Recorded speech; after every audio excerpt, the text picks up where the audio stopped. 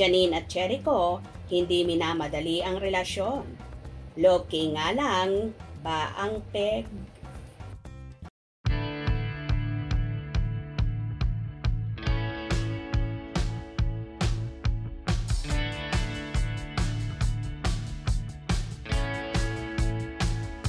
Tila maituturing ang isa sa pinaka-low-key ang relasyon ng napapabalitang magjowa na ang mga bida sa hit seryeng Lavender Fields na sina Janine Gutierrez at Jericho Rosales.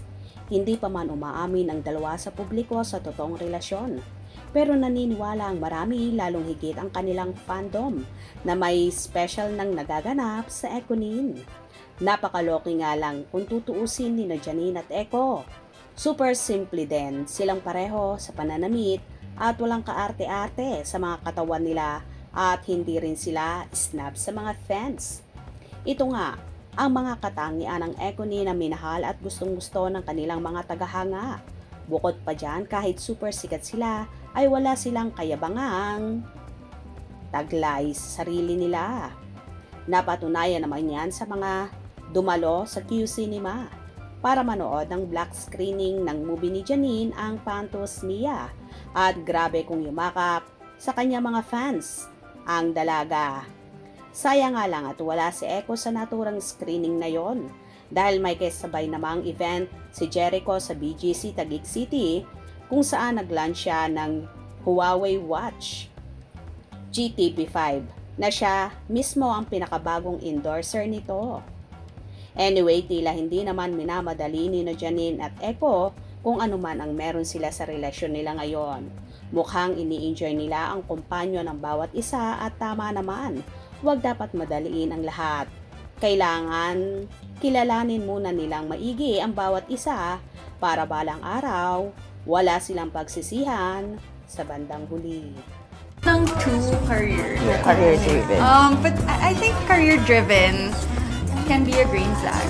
Kasi it's always nice if someone is, hardworking and ambitious, and if they're working towards a goal naman, like for their family or for their dreams, yun, I guess okay lang. Okay lang. Green flags. Yeah. Did you mean two careers? Two careers? Pasalamat naman ang mga fans ni Janine kay Echo sa patuloy na pag-aalaga sa aktres, sa pagmamahal na ibinibigay niya sa dalaga, at yung palagi ang sinisigurado na ligtas si Nini, at grabe rin ang support system ni Echo sa kanyang iniibig. Umaasa naman ang marami na sa kasalan na at pang forever na nga, mauuwi ang pag-iibigan ng Econin, na kahit sila ay so excited na sa magaganap sa dalawa. May ilang fanay din na humihiling na sana nga daw ay magkaroon ng movie sina Janine at Echo, dahil susuportahan daw nila ng todo ang dalawa. Well, kita rin naman kay Janine kung gaano ka-happy sa piling ng aktor na ibang-iba sa nagdaan niyang relationship.